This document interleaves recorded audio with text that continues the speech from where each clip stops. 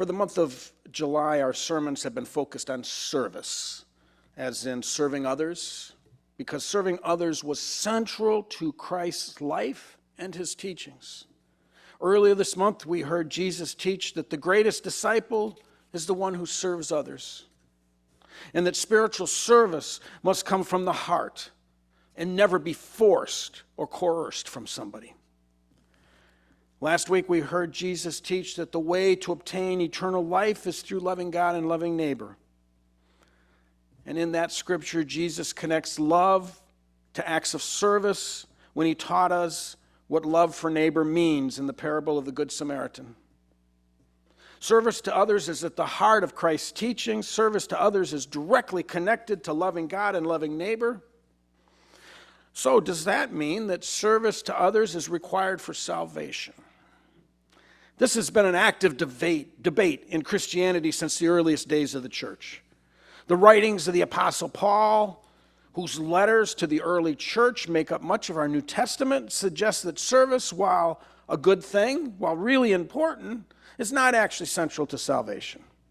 Paul famously taught through his writings that we are saved by faith alone. But elsewhere in the Bible, as we just read in the book of James, we find what looks like a direct challenge to Paul's theology. James says that faith without works is dead, and that a dead faith can't save anyone. Many Christians primarily focus on Paul's teachings, that we are saved by faith and faith alone. But this teaching from the book of James, that faith without works is dead, also seems pretty clear. A little later in chapter 2, verse 24, James provides examples. He specifically says, "You see that a person is justified by works and not by faith alone?" The book of James teaches that good works that are service to the poor or service that reduces poverty is an inseparable attribute of faith.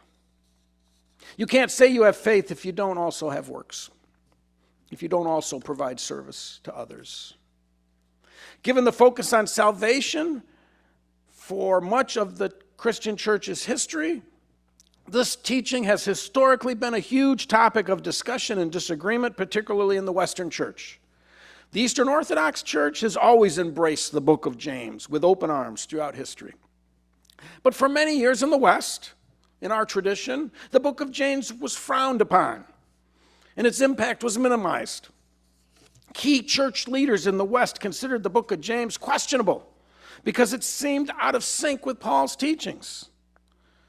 And they don't frequently ask, who should we listen to, James or Paul? This question was front and center about 500 years ago, when the great German reformer Martin Luther came down hard on Paul's side of this argument. Martin Luther in the 1500s, the founder of our branch of Christianity, actually wanted the book of James left out of Christian teaching. Martin Luther believed that we are saved by faith alone, and he put a period at the end of that sentence. Luther believed that doing works or service was an important thing to do, but it was not pivotal or that important for salvation. Martin Luther didn't want the book of James included in the teachings in the Bible. He didn't want it included in Sunday school, and he didn't mince his words in expressing his disapproval. Luther wrote, "We should throw the book of James out of this school. It doesn't amount to much. It contains not a syllable about Christ except a brief mention at the beginning." Luther goes on, "I think Jews wrote this. Probably heard about Christian people, but never encountered any." Luther's claim that the book of James was written by a Jew was intended to be a tremendous insult that played into the anti-Semitic views of that time. Yet somehow the book of James survived all these attacks and is still in our Bibles today. If anything, appreciation for the book of James has grown in the West over the years. Despite Martin Luther's feelings, for many Christians, James continues to strike a chord, a deep spiritual resonance with their best understandings of the example provided by the life of Jesus. Have you ever read the book of James? It's short. It's 5 chapters long. Maybe 20 minutes to read, maybe a half an hour. James presents Christianity in a different way from Paul. He presents Christianity as a way of life more so than as a set of beliefs. You may recall that early Christians even called themselves the Way, which is very consistent with James' ideas. They didn't call themselves the Belief. They called themselves the Way. Like Jesus, James echoes teachings from the Old Testament law, particularly those laws about how to treat the poor, the sick, the hungry, and the outcast. James teaches that the concept of loving God and loving neighbor manifests itself in a spiritually mature community by its treatment of the poor. You can tell how spiritually mature a community or church is by its treatment of the poor. In other words, it'll be apparent. It'll be reflected in how poor people are treated. When you read the book of James side by side with the teachings found in the letters from Paul, there are definitely different focuses going on. While Paul says we're saved by faith alone, James says faith without works is dead. Paul says that belief is everything. James says even the devil, even the demons believe. It doesn't do them any good. James says belief is not the only factor in our faith. And while Paul talks about sexual morality and Christian obligations to existing hierarchies, such as a household or the state, James does not mention anything about that. While Paul's teachings assume and acknowledge human hierarchies, such as the state over the individual, husband over wife, free over slave, James does not support that kind of thinking in any way. To James, there's one leader, God, and the rest of us are brothers and sisters. That's all. No other hierarchy. James notably includes some pretty strong condemnation of any practice of self-promotion or hierarchies that come at the expense of others, which, by the way, most hierarchies do come at the expense of others in some way, in one way or another. In a healthy Christian community, as described by James, there is no room for placing one person above or below another. When you read the book of James, you'll find it's really very community-oriented. James focuses on the types of things that make for a healthy, diverse community, more so than focusing on the individual. James calls on people to live as a community that rallies around the sick and sinful in order to find healing, in a community that ensures the poor and the weak have adequate support. It's not that Paul's and James' teachings are diametrically opposed. They both teach that faith and works are important. But there's a difference in focus and emphasis, with Paul really emphasizing faith and James emphasizing how we live out our faith, how we live out those teachings. We get different messages from different books in the Bible a lot. And some people like to gloss over such differences. Others of us like to jump right in.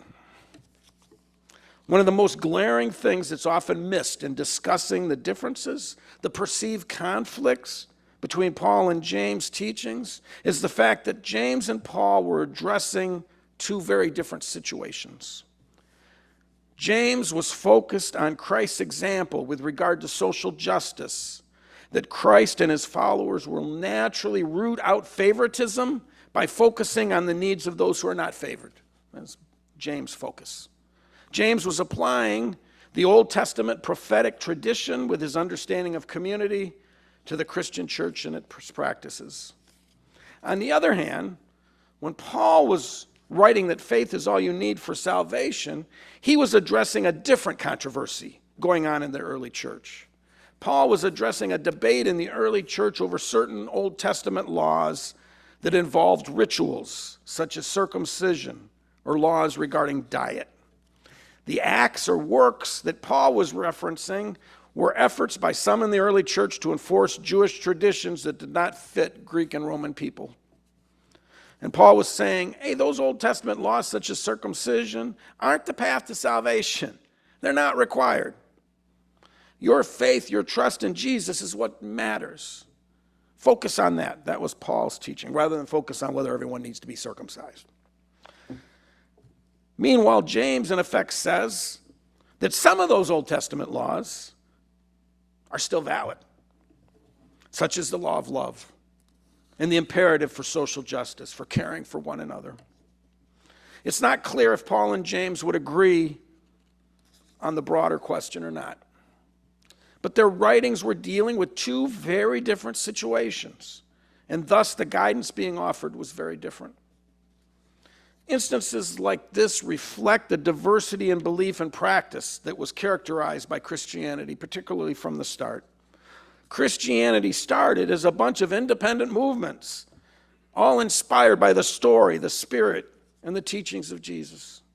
And Christianity remained decentralized and very diverse for the first several hundred years, allowing diversity to grow as the church flourished. This decentralized church structure was very much in line with the book of James, which did not see church hierarchy as spiritually helpful. So some people might ask, where do we stand here at St. John's? Are we more led by Paul or by James? Do we lean towards our Lutheran tradition of salvation by faith alone? Or do we follow the example set forth by James, that faith without works is dead? Or I wonder if it's healthier to see the two things as linked together, as part of the mystery and breadth of our faith rather than as adversaries. In our UCC church tradition in particular, which recognizes and values our diversity of belief, we really do both. It's not really an either-or situation, at least particularly not for me. Our denomination mostly sees faith and works as directly connected, and you can't choose or extract one from the other. I think the lesson of the book of James is when our faith is deep, when our faith includes a deep love for God and neighbor, we can't look at the pain of poverty and hunger and turn away. We can't do it. We can't do nothing. On the other hand, faith is not complete if it is based on works alone, because works do not automatically lead to trust in God. James is saying that faith, trust in God, and belief in God are dead. They're not alive unless they change us, unless they change what we do in very specific ways, ways that lead us to become more Christ-like, as Paul would put it. Paul says we should strive to be imitators of Christ, and James reminds us to do that. In order to do what Paul is saying, in order to imitate Christ, you're going to serve the poor. You're going to care for the sick, for the immigrant, our brothers and sisters, in acts of charity and social justice. You won't be able to turn away from suffering without at least doing your best to help. When we have arrived at the place where we truly have faith in God, where our faith is what powers us, then the works that James is talking about will flow out of us naturally. A living faith means that we will work to end favoritism that damages the least of these, that will work to relieve the pain and the exclusion of the sick, the oppressed, and the poor. But seriously, not everyone can engage in works like that. The capacity to do works assumes a certain degree of power and ability. For example, if someone is sick, in pain, is bedridden, or unable to move, James would not suggest that a lack of works by that individual would be an indication of a dead faith. On the other hand, if a person of ability and power claims to have faith in God while engaging in works or efforts that hurt the poor, that favor the powerful over the weak, that deny people their basic necessities, then yes, James has said, that's a dead faith. Bring in the buzzards. Do away with that. Sorry. A lot of buzzards in our backyards. I'll mention why later. A dead faith being a faith that does not impact our actions, a faith that does not demonstrate love and find common cause with the weak, the poor, and the oppressed. James never blames the poor for being poor or blames the sick for being sick. Those kinds of judgmental practices may also be indicative of a dead faith. James says, do not speak evil against one another, brothers and sisters. I think there's a lot to be gained from the teachings of James, from the light the book of James offers, because James accurately describes the example of Jesus Christ and the Old Testament prophets when it comes to action, when it comes to life in this world that reflects a deep love for neighbor. As we grow spiritually, our spiritual maturity blossoms due to the grace of God, and we experience life in new and different ways. That includes a deep connection both with God and with God's creation, which includes other people. As we mature spiritually, loving God and loving neighbors stops being a concept and becomes an experience of life, becomes an experience of connection, as we become examples of love ourselves. Other people literally start to feel as if they are a fundamental, inseparable part of ourselves. Not above us or below us, but an equal part of our very being. When you meet somebody, do you think about whether is this person above me or below me? That's not what James said. No, that's not what love is like. That's not how you'll experience things when the Spirit touches your heart. And when that happens, favoritism, advantage, racism, selfishness dissolve into the waters of connection and love. Works are also a fruit of the Spirit, a consequence of our living faith. It's one of the big reasons we work so hard to feed the hungry and why we as a church have housed the homeless. Have you ever experienced a love for God and neighbor so strong that you can feel the pain of a child, of an elderly person, of a homeless stranger who's hungry, who is alone? You feel it. And not just feel it, but feel the need to act on it as if you were hungry. To act on it by providing food, by doing something about it, like the Good Samaritan. Or doing what you can to make sure it doesn't happen again, as if you were hungry. I'm sure you, anyone who's experienced deep hunger does not want that to happen to somebody else. That's the kind of connection that Jesus demonstrated, and that's the connection our church strives for. The book of James reminds us that we live out our faith through our works. And when we do that, we are following the example of Jesus Christ, whose life was driven by service for others. And yet our faith is more than works, but our works demonstrate that our faith is alive. And I pray that we continue to grow in that direction, in the direction of love, as a church that follows the example of Christ.